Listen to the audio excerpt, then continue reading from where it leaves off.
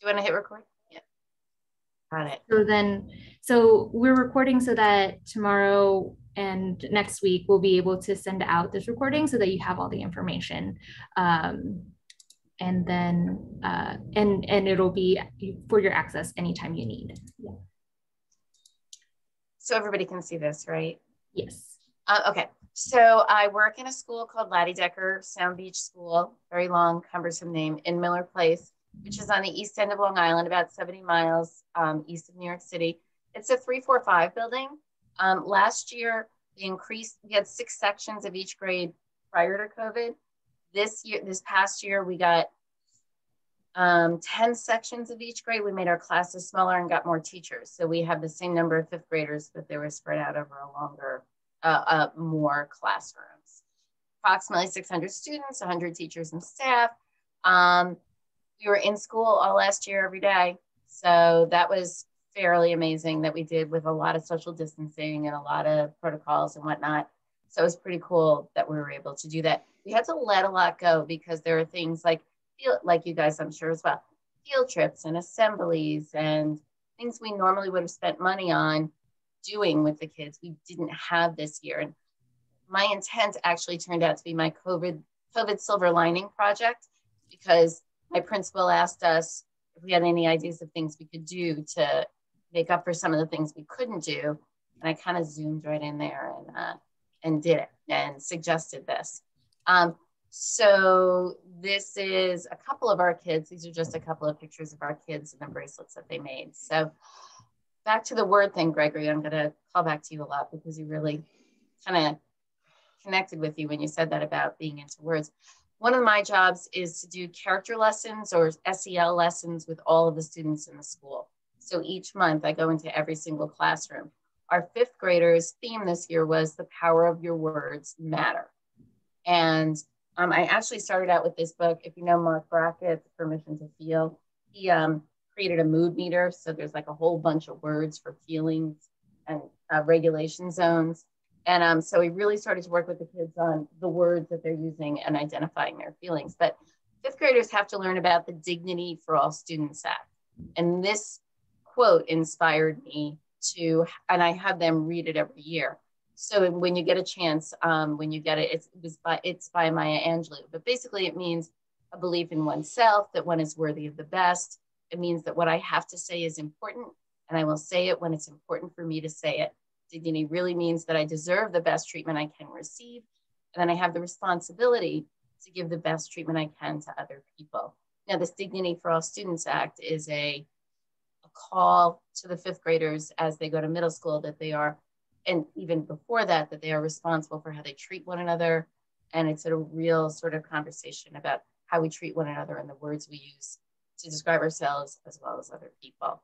So the other quote that I shared with them, which is one of my faves, just found this year, is this Vietnamese American poet named Ocean Vuong. And he said, often we tell our students the future's in your hands, but I think the future is actually in your mouth.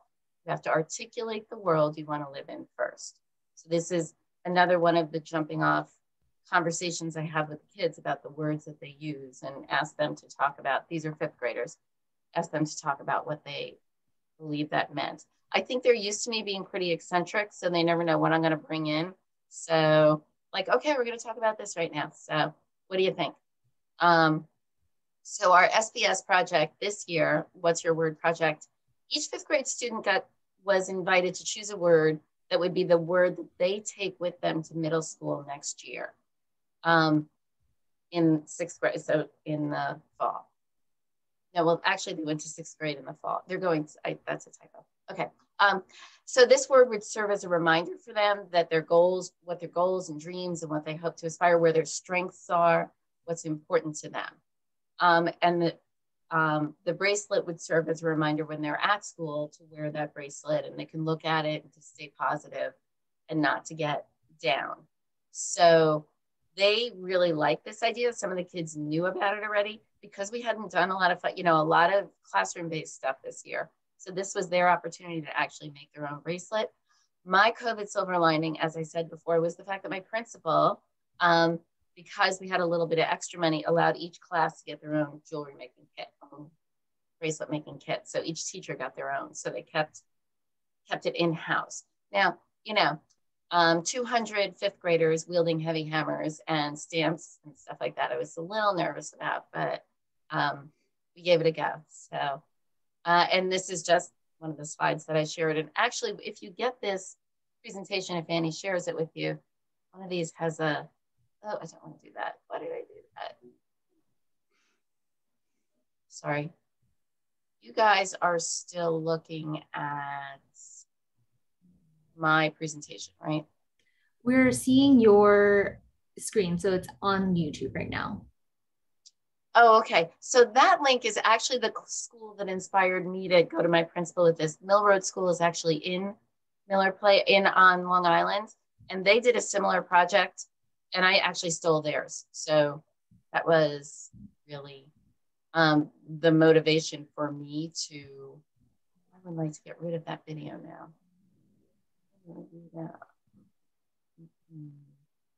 Go back to this, right? Can you see what's your word now? Yes, we see your presentation. Good, excellent, thank you. So this was just some of the tools that we use to help the kids, inspire the kids to choose their own word, and lots of different ways to do that as well. And I didn't mean to do that on. So we actually use the word finder, the What's Your Word word finder that they provide on the website. The kids had a really good time with that. Some of the language was a little thrown up, but they really enjoyed using that. It's an easy way to inspire them to find some other words. So that was great. So that's where I parked that. I call this a cross-curricular integration because my art teachers thought it was a really cool idea to do this, and they always do with the fifth graders, they do a self-portrait thing where they brainstorm words that describe the kids. They describe them themselves, and then they teach them how to do a self-portrait surrounded by some of the words. So this is a picture of one of the bulletin boards that was created. So this student over here, responsible, helpful, friendly. So this is still in the brainstorming stages. What words describe you? Ask your friends. Why do you think that? So the art teachers were really psyched about it and kind of jumped in, and the kids made self-portraits. Still haven't made bracelets yet, but we're on our way. The other thing the art teachers were okay with when I say okay with, because sometimes you don't want to give other jobs to other people, they were kind of jazzed by this as well. We had a lot of leftover donated CDs. So the students made a mock-up of their word once they chose it, and we made a bulletin board. So it looks like a big string of the What's Your Word bracelets. And they were really quite creative. There, it's a little up close and personal there. So those are a few of the ones that they made. So. And it was really great. And it was really inspiring for the third and fourth graders to be walking by and wondering what this was all about. So it really did create a nice wave of energy in the building. Our fifth graders did this we used ELA as another place for them to choose their word and start building out what their word was going to be. So I created these two forms. One of them is designing, practicing writing the word on there, and then also writing a few sentences about why you chose the word you chose. And we also bought the symbols, there's a case of symbol stamps. So we asked the kids to choose a symbol that inspired them as well and put it on their bracelet and explain why they chose that symbol as well, and then draw a picture. I was really on it, you guys. I was just like, let's do this, let's do this. And they also made a sign with their word. A very simple sign, fancy sign. It could have glitter, it could have nothing, but a sign with their word that they would be holding up at our fifth grade moving up ceremony. And so that's that form, and that's that form. And we also integrated with technology because each class made their own made their own Google slideshow. So I made a template for each class. And during their tech time in the classroom, because they all have laptops now, they each went to their own slide, took a picture of themselves holding their word, and then put words on their slide put pictures on their slide that describes, this is my slide. It's sparkle, and then there's snow there and glitter jars and things like that. So it turned out the kids actually really had a really good time with it and did it, and it became integrated. I feel like I found a lot of Velcro. I found a lot of ways to integrate it into the school and get them into it. So, and that probably is another COVID thing. They were probably so excited to be doing something.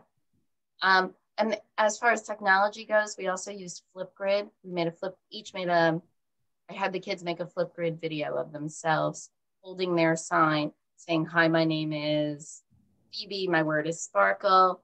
I chose sparkle because hey, you got to sparkle every day, right?" Or whatever their word was. And probably half the kids did that. We didn't put that out anywhere except within the classroom. They could watch each other's Flipgrid videos. So the whole time trying to create something that's got some Velcro, some sustainability, some way to have them kind of really integrate this and take it with them. That's me. Oh, you don't need me. Sorry, that was me.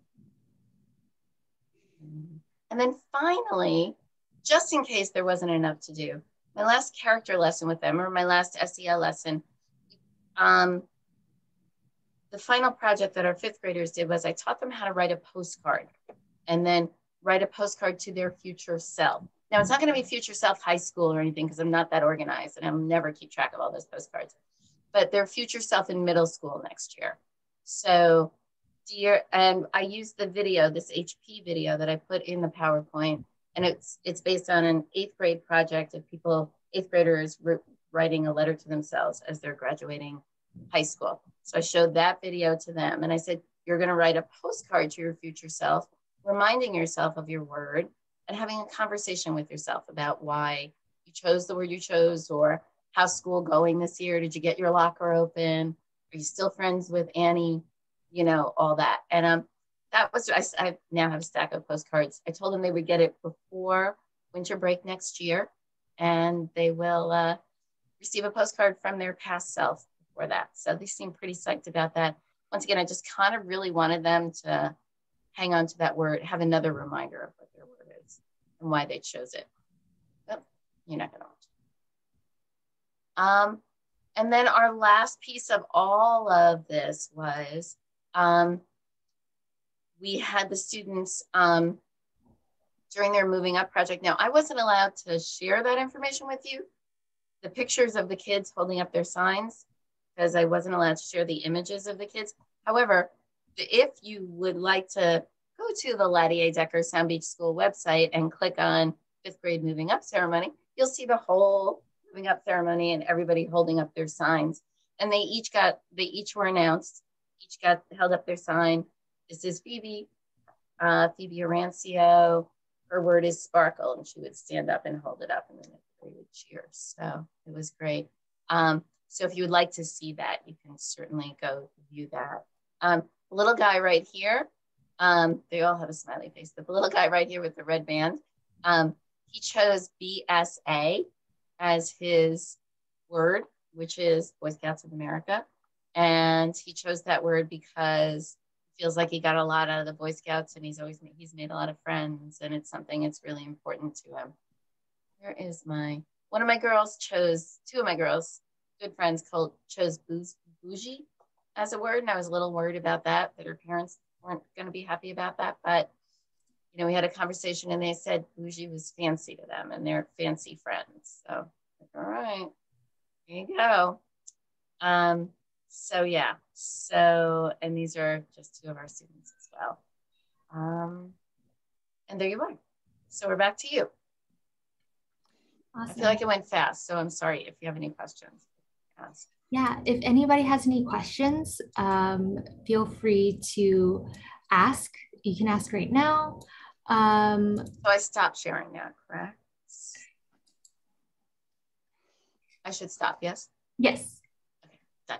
Yes. So anyway, it's really a lot of fun. And I think the secret is, you guys all have used it or kind of are all into it anyway, but I kept looking for things that we are already doing or sort of on the fringes of what we do and tried to tie them all in to create a more, like, as I said, Velcro. That something has a little more staying power. So I hate one and done projects. So does this spark any ideas for anybody who's participating tonight for how you think that you would want to do it with your school and with your students?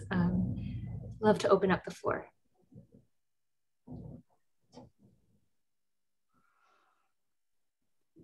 Well, I love the idea of doing that as a kind of a ceremony of exiting one phase of your life and going into the next. So those fifth graders going into middle school, love that transition period for them to capture the word. And at the junior high I'm at, it's 7th and 8th only, and then they're in high school. So they get this flash experience in junior high. And so love the idea of doing that with the 8th graders as they transition to high school, carrying that word with them. And really cool idea with the postcard reminder, something that meets them at high school and reminds them of that time they chose their word. That was a really cool idea.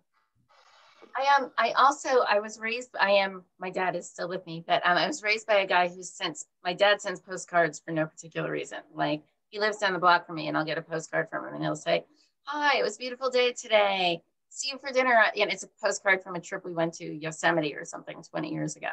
And so I shared that with them because it's a nice surprise to hear from somebody in writing, right? Because we don't do that very often. And I was shocked how many kids, A, don't know how to write a postcard, and B, don't know their address, like don't know their street address. And I was like, and I said, "It's okay, I can look it up in the computer." And they're like, "Oh, I don't want you to know my address." I'm like, "Honey, if you're in school, we have your address." So it's not like it's a secret, but I was kind of glad to slide in that postcard writing skill and maybe plant that little bug too, that maybe I'll send a postcard to someone. So it's just a little string to throw in there, but kind of build these things. My principal kind of does one of these when I walk in the office, because I think he's always waiting for me to say, "Hey, you know the thing we're doing right now? We could add on another layer of this if we do this, this, and this." So the postcard thing was a good one. And that HP video is really a good one. So, if you can start anything with a good video, I think kids are almost guaranteed to go along with it. Brenda, have your hand Hello, everyone. I was trying to get my camera and everything to work. It's not doing what it's supposed to do. But I'm not an educator. So how would I go about doing this for the schools and our churches, for a church? So you're not an educator, but are you involved with the schools in any way, or are you a parent? Or? I still can be in contact with them. My son's graduated from college, so I still have contact with them. And with the church also, Girls Club. What are those other ones? The Girl Scouts. So I still have where I can, get in contact with them, but I just need to know, is there a formal letter or just the person that I know and let them know about it for a fundraiser? Yeah, so with this, with the educators that I'll be talking about this funding and how, we have an education program, and so they can apply, and then all educators are eligible for a 50% discount after they apply using their school email to verify, and then they can purchase anything off of our education page, which is just the tools and the bracelets and everything you would need to create this within their school. And so that would be a great place for them to start. And so if you have contacts and you want to create this with their school, sometimes we've seen people who the schools will bring makers in. There's a little bit more of, process with that, because, it's a parent or somebody else coming into the school and having to go through that process versus a teacher creating a curriculum for their students. So there's a couple of different ways for that, but yes, the first thing to do is to tell them about MyIntent, and then to show them our education page, which all of this reporting also will also be into a follow-up email with all of the links that we've talked about tonight, plus the slides. So you'll have that for yourselves. But yeah, Brenda, you can just, in that follow-up email that you'll get, you can show them that education page link. But now we'll talk about sort of where to find funding for educators, you know, and these are also resources that you can pass along, Brenda, to your contacts at the schools and at churches. We have a lot of people who do it with churches, and we have big group order discounts. If you work with youth, so if you are a Sunday school teacher, you are also eligible for the education discount. So it's, we talk about, it's anybody who works with youth. So through a church, through Boy Scouts or Girl Scouts of America, teams like Little League teams and things like that, like you'll be able to apply for the education discount if you didn't already. Yeah.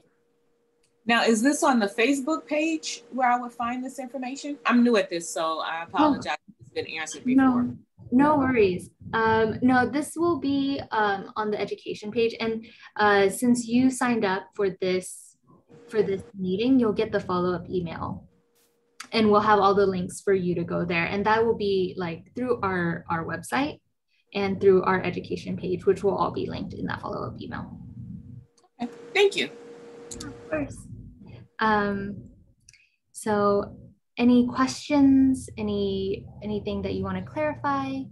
You know, I was thinking too that there's people who, there are people in schools like who, I was thinking about Brenda's question, and I was thinking that one of the things after 20 plus years in school that I have learned is that not bringing extra work to people who don't want to do it. But there's always people who are interested in kind of getting involved in something fun. So it's really cool when you find that flex point. Like for us, it was a natural with the fifth graders because they weren't doing anything big for our fifth grade moving up. We didn't do a big group peace sign picture that we usually do because we were social distancing. So there's every play, in my experience, the more you, when you do this with one group, more groups want to do it. That's, I don't know. So we'll move on, and I'll share my screen and talk about more about the education program and pricing.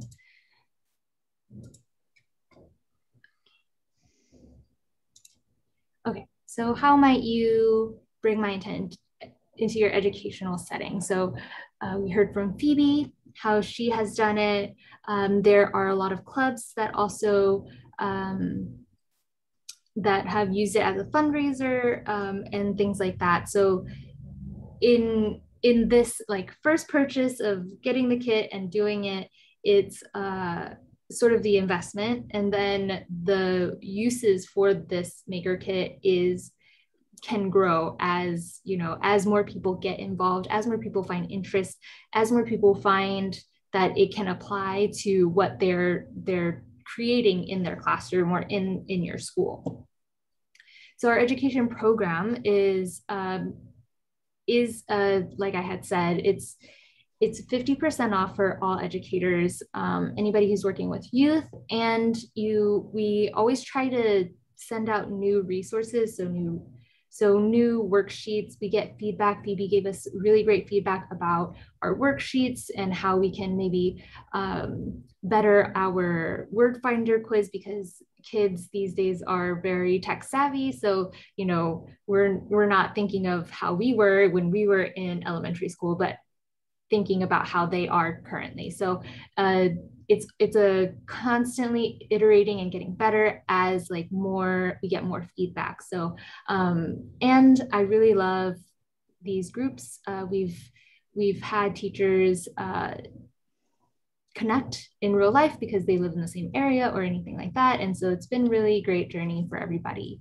And so I wanted to talk about pricing specifically. With your 50% discount, these are the prices that you'll see.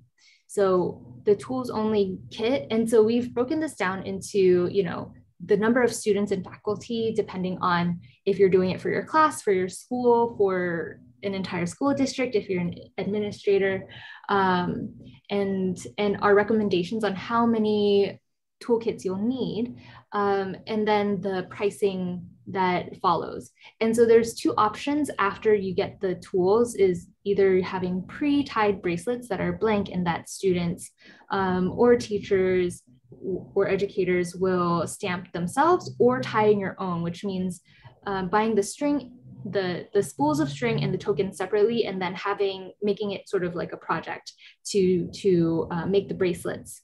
We've seen teachers or educators do both, depending on how many students they have, depending on the classroom classroom setting that they have. And so the total price, you'll see that total price under pre-tied bracelets is for the number of bracelets and the number of toolkits that we recommend. So, and then you'll see the price per bracelet breakdown for both.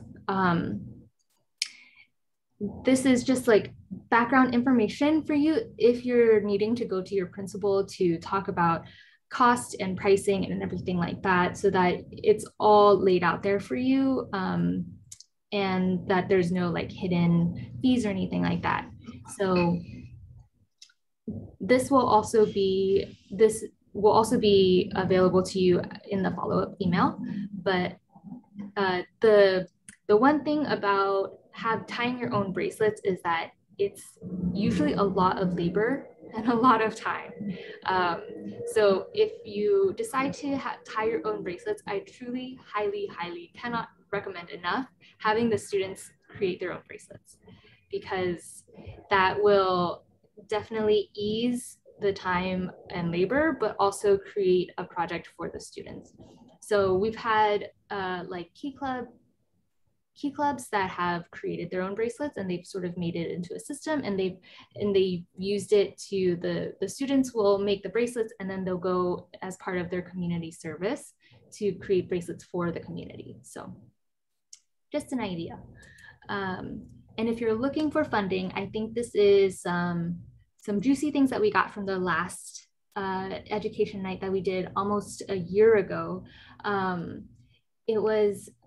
So Donors Choose is sort of like the GoFundMe for educators that I've heard. That's what I've heard. And the good tip that we've gotten last year was that if you have a Donors Choose because you can't find funding from your school, or that the budget isn't there, or that it's not an integrated system yet, Donors Choose is a place where you can look for that. And then if you get all of your Donors Choose, like if you get your page up by September 1st or something like before the last quarter, a lot of corporations need to fulfill their sort of like charity deductible. And so they'll go through Donors Choose and sort of take off a lot of those. So you might get it fully funded if you get it in by the last quarter of the year. Grants, we have a website that I'll share in the chat box after this for teachers looking for grants, but grants are very specific to region and school district and all these things that but our guest last time, she was sharing that constantly looking for grants and finding grants was actually much easier than it looked out to be. It just took a little bit of time for writing and receiving the grant. And the last thing was that somebody shared that you can get funding if you have this activity baked into your curriculum, just like Phoebe did. Then you can get a Title I grant, or you can get it funded through Title I or ELA, because these as long as they're tied into your curriculum. So not just an activity, but baked into the entire year or entire curriculum, however it's said.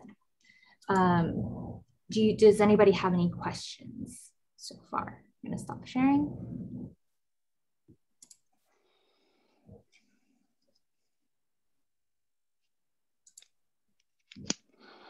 Now, now that I apologize. Okay. Yeah, did the elementary school kids get a chance to hammer away? They did. They all made their own bracelets. They did. It was cool because each class was only 15 students this year. Normally we're about 25 a class, but because of COVID, they hired more teachers with some gap funding. And so each class was only 15 kids. Each class got their own kit as well. So they paired up in teams of 2 or 3 and worked on their bracelets. Now, I will say the upside is that there are some kids that I did not expect to be really good at this or really into this. In one of my classes, this kid, Dylan, his name is Dylan. He really didn't get along with the kids in his class. He was pretty annoying. Turned out to be really good at making these freaking bracelets. And he was the one that went over and said, hey, now hold that a little steady. I'll help you. I'll hold it with you, but you want it straight up and down because you got to hold it so the hammer hits it right on top. And I was like, wow. Now, that was Dylan's best day for sure. The kids got a little discouraged at times because they see the website and they see those beautiful, because I show the website a lot. They saw those beautiful bracelets and then they're like, wait, okay, I'm going to make one, and boom. And then it's like a little askew, or it doesn't come out exactly right. And they were like, oh, it's no good. I need another one. Well, we don't have enough of those to, like, just because you made one little mistake to like throw it away and start over again. So if they got really, like, if they really got messed up, or because they were on their own while they were making it, I was in the room, but I have a couple, I'm not quite sure what to call them yet, but I have about 20 bracelets that were just like, all right, you know, we can make another one. We'll do it. And so they're I think we'll call them rescue bracelets, and we will repurpose them. My sparkle bracelet is actually a rescue bracelet that I was like, I'll just build sparkle on top of that. So, and nobody got hurt this year. No one hurt themselves. And that I was most concerned about them, like, you know, flying that hammer around and stuff. They really liked it. And what's funny is the 3rd and 4th graders on the bus, like, I wore my bracelet every day. And some of the kids that I work with would say, oh, you have a bracelet like the 5th graders on my bus. And I'd say, well, they made that. That's part of the project of being a 5th grader, is they choose a word. They were like, that's really cool. I get to do that when I'm in 5th grade. And I'm like, yeah, sure, definitely, hopefully. Yeah. So it seems to have created a decent, you know, in school, things kind of arc pretty fast and then go down. You know, it's like, you know, a one and done thing is like, oh, that was the best. And then next year it's like, oh, we're doing that again. Or, so I kind of, in this first launch, I wanted to think of as much ways as possible to kind of embed it. The thing I think I would have next year is have the kids choose a word for their teacher and make a bracelet for him or her.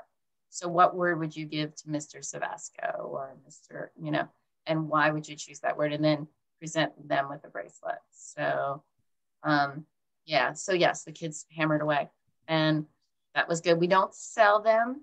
We have some issues in school with kids, you know, if the kids who have the bracelets have the money to buy the bracelets, and fundraisers are great. So I'm not anti-fundraiser, but it's got to be everybody or nothing. So this just worked out better that way, because otherwise it becomes another statusy thing that they're like, oh yeah, I made a bracelet, but you know, some kids don't have the $5 or $10 or whatever. So we don't really do much fundraising like that in our school, but I could see where it'd be useful for a club or something. Yeah, that was fun. And I would definitely do it again. So now we have a lot of kits. We have 12 kits. So. Do you have any other questions or any ideas swirling around that you want to share?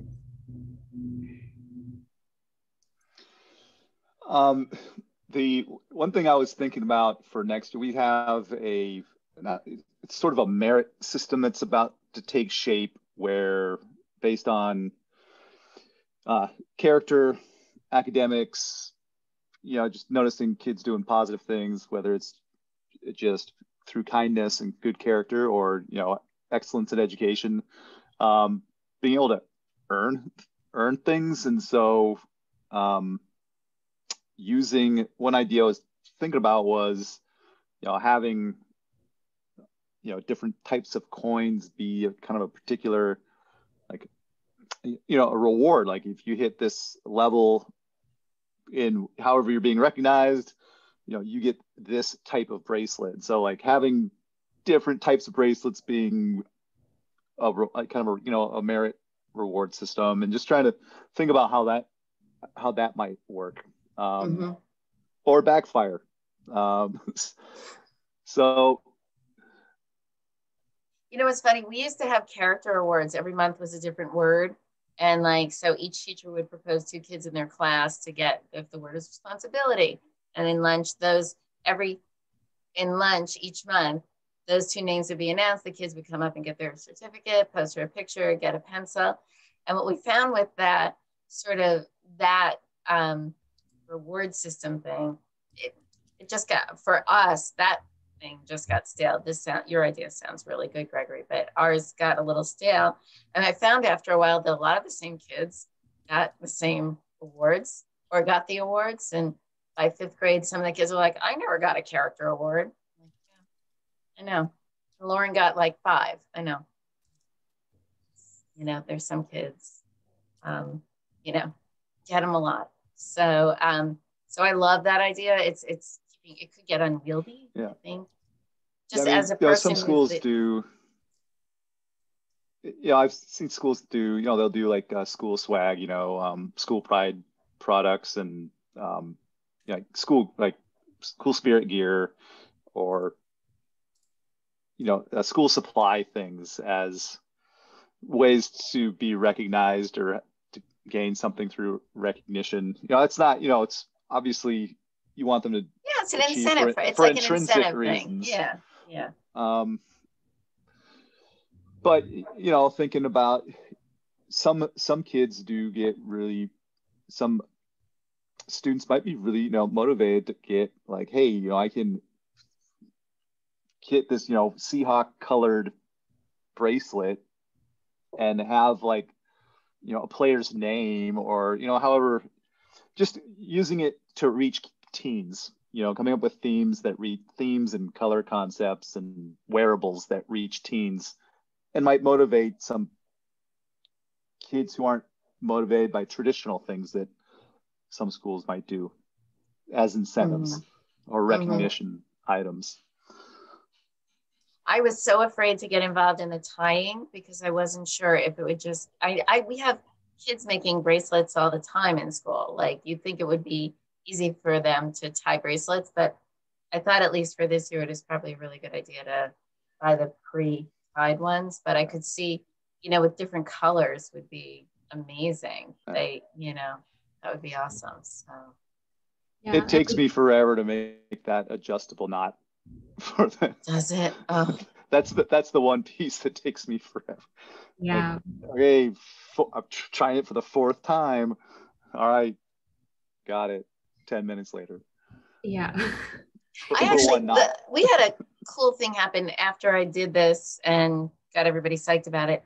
The teachers were asking if they could make one too, and they get to keeping their kits in their classrooms over the summer, and they were like, I might go to the MyIntent website and get like that rose gold necklace and make necklaces for me and my sister. I was like, feel free, do not lose that thing. But, I think the teachers were kind of jazzed on it too. So, but man, if there were more colors, for the bracelets, obviously black, the kids were really happy with the black, and I kind of like the silver, but they were really into the brass. So, that's the choice.